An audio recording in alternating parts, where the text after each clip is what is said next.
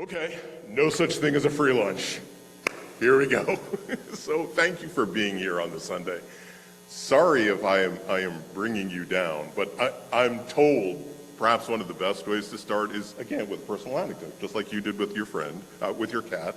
And I want to tell you about, in my childhood, when I was a little boy, I went to Sunday school at a Lutheran church, and in the basement, there were bookshelves filled with stories, and not just Bible stories for kids, but stories and legends from other religions, other cultures. And I've learned that what I thought were two separate, different stories when I was growing up, in fact, turned out to be the same story. And I want to share that story with you today and tell it to you in two different ways.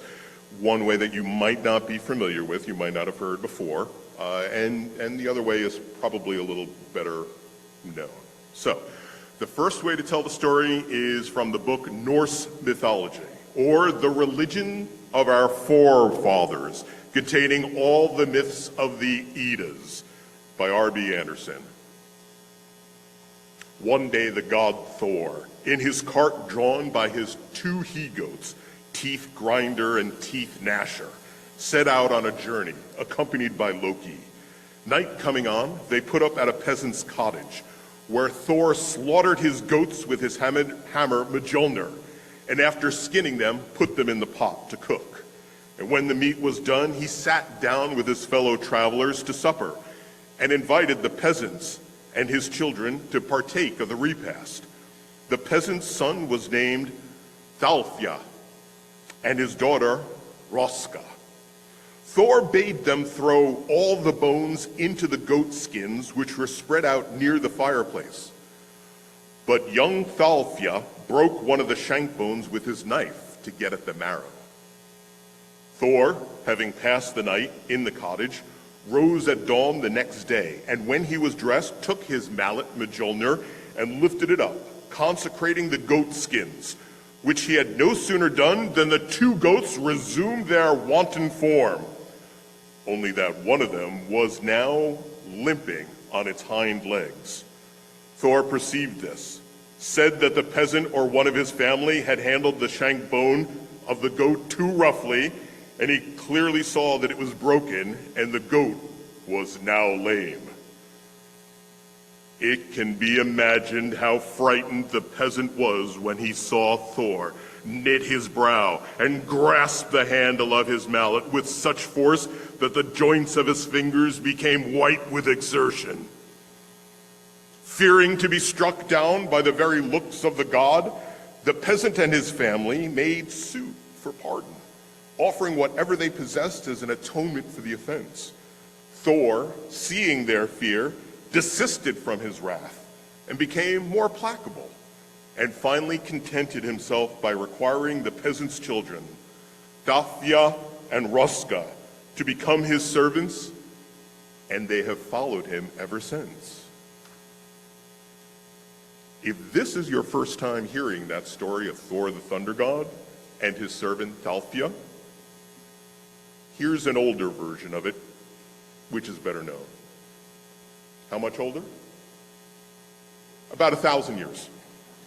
This is from the book of Mark, chapter 6, starting at verse 34. As he went ashore, he saw a great crowd, and he had compassion for them, because they were like sheep without a shepherd, and he began to teach them many things.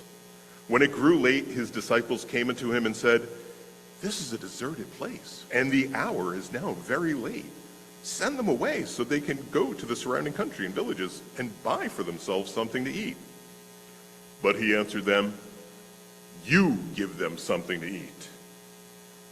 They said to them, "Are we to go and buy 200 denarii worth of bread and give it to them to eat?" And he said to them, "How many loaves have you? Go and see." And they found out, and they said, 5, and 2 fish. And he ordered them to get the people to sit down into groups on the green grass. So they sat down in groups of hundreds and fifties. And taking the 5 loaves and the 2 fish, he looked up to heavens and he blessed and broke the loaves and gave them to the disciples to set before the people. And he divided the 2 fish among them all, and all ate and were filled. And they took up 12 baskets of broken pieces and of the fish. Those who had eaten of the loaves and fish numbered 5,000. I loved this story of Jesus feeding the multitudes. Did you know that the feeding of the 5,000 is the only miracle which appears in all 4 Gospels? That and the resurrection? It's the only one on which all 4 Gospel writers can agree. Oh, yeah, definitely put that one in there. So it's probably the miracle of Jesus which turned me pagan. I know how that sounds disjointed. Let me give this as an explanation, right? Remember how Thor brought the goats back to life by holding up his hammer, Mjolnir? I didn't need a detailed explanation of how that worked exactly, because as a Lutheran kid, I wasn't expected to believe that it was true. However, when Jesus multiplied the loaves and the fishes, that was true, right? So I was supposed to believe that actually happened. Because all 4 Gospels in the New Testament said that it did, right? So any detailed explanation of exactly how Jesus did that, I was told, how did he do it? Miraculously. The more I thought about it, the more doubts that I had, right? But now I'm a Unitarian Universalist. And not just a Unitarian Universalist, I am a Unitarian Universalist pagan. And I've come to a larger truth that both Thor and Jesus were trying to show us. There is no such thing as a free lunch. I don't mean for the crowds who are acting like a sheep without a shepherd. I mean for the people who are in power. Great power, great responsibility. There's no such thing as a free lunch. When you are the higher power, you have a responsibility to the youth, to any young person that you are teaching, to feed both body and mind. It doesn't matter if it makes you as angry as Thor or as compassionate as Jesus. It's no excuse if you don't have 200 denarii. It's no excuse if the kids are lame because someone didn't listen to your instructions, your commandments, your laws. Great power, great responsibility. When you are in charge and you are part of the life of a student, you have got to be sure that the people placed in your care are getting fed, be it by magic or by miracle. That's when you have to look to the heavens and bless the bread and break it and give it out, even if you find yourself in a desolate place, especially if you find yourself in a desolate place. Which brings me to the topic of public school lunches. Which is not to say that public schools are desolate places. Although, as a former high school science teacher with 20 years plus experience, I can say with certainty I have witnessed it enough. What I mean to say, though, is that school lunches, it's time to look to the heavens and bless the bread. As a UU Pagan, part of our 6th source of the living tradition is spiritual teachings of earth-centered traditions which celebrate the sacred circle of life and living in harmony with the rhythms of nature. This time of year, around the 1st of August, many pagans celebrate Lammas, or loaf mass, the day when loaves of bread are baked from the first wheat harvest and are blessed. The Sabbath is a time to give thanks to the spirits and the deities for beginning the harvest season, to propitiate them with offerings and prayers not to harm still ripening crops before the autumn equinox. We celebrate the hard work of our productive harvest and present it with pride to a higher power. That's one reason why we're having the spaghetti supper just after the service today. We are celebrating Lammas. This is also back to school time.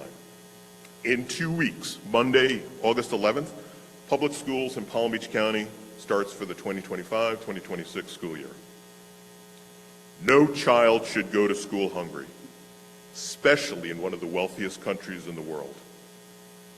But not all children are able to eat at home.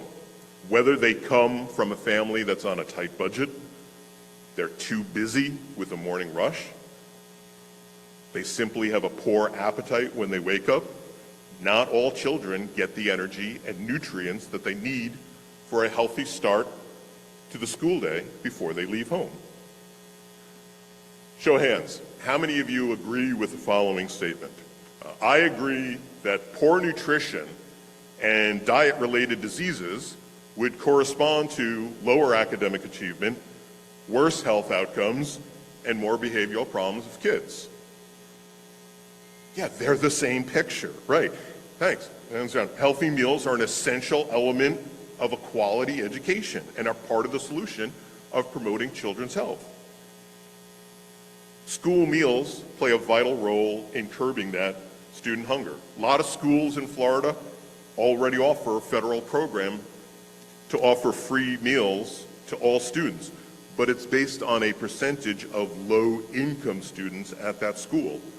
What Florida has never offered is universal free breakfast and lunches, providing to every public school student in the state with no income requirements, no matter family income, no matter what the reason. Florida Senate Bill 74 would have changed that. It was introduced by State Senator Lori Berman, Democrat from Boynton Beach. The universal free breakfast and lunch program would have, subject to the appropriation of funds by the legislature, quote, establish and operate a program to provide universal free school districts, provide universal free breakfast and lunch meals to all public school students, delete provisions requiring school districts to implement and charge students for a breakfast program, delete provisions requiring only certain school districts to implement a universal free school breakfast program, and encourage school districts to provide free breakfast meals, end quote. Due to serious policy failures, SB 74 died in the Agriculture Committee on June 16th. Over in the House of Representatives, House Bill 119, which was introduced by State Representative Javante Edmonds, Democrat of West Palm Beach, similar bill, met a similar fate, died in committee. No free breakfast, no free lunch. Tallahassee told us there's no such thing as a free lunch. This past spring, Broward County Public Schools will no longer offer free lunch to all students for this upcoming school year. School board was informed that the surplus of federal funds that had been used to offer free lunch throughout the district for the past school year was finally depleted. For some Broward students, this upcoming school year will be the first time that they have ever had to pay for lunch. Bit of history. In response to the pandemic, federal government had provided waivers to schools for universal free lunch. That expired in 2022. But some schools in Broward County were able to provide free lunches through the Community Eligibility Program, which was a nationally funded program for schools. 40% of the student population qualified for free or reduced means. Dozens of Broward County schools did not qualify for this program. So the Food and Nutrition Services Department applied to federal U.S. Department of Agriculture pilot program to continue to provide for the remaining schools a free lunch, which had been done up until this past spring. And now it's gone. No such thing as a free lunch. Ready for the part that really shoves the knife into the marrow? Not only will universal free lunch end in the next school year, but the price of school lunches is going to be increased by $1. So now elementary school meals will be $3, high school meals will be $3.50. It is criminal that if you are legally required to be in a place, that you can't leave that place to go get food. That's just wrong. As we celebrate this special Sunday, as we celebrate Lammas and Lughnasadh as the feast of first fruits of the harvest, I have come to a conclusion. I hope you have too. Guys, we have got to throw the bones back on the goatskin. Y'all are looking at me very weird when I say that. Did that not logically follow?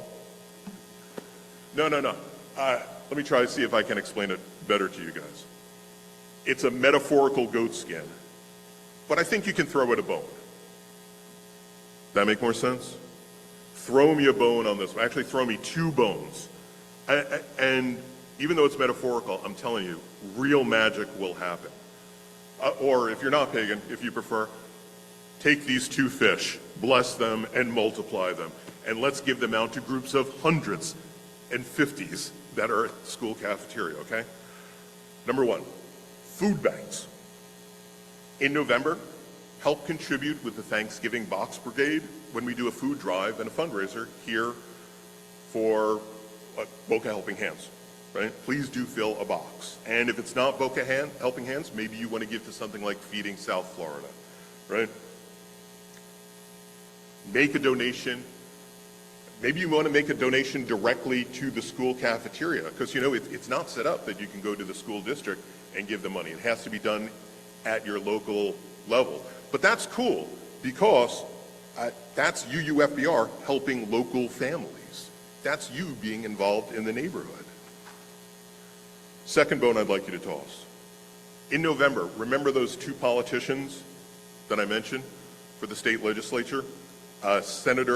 State Senator Lori Berman, Democrat of Boynton Beach, and Tay Edmonds, who's the representative for West Palm Beach. Let's follow up with them. When the next legislative session gets called, let's get them to reintroduce the bill for universal free lunch.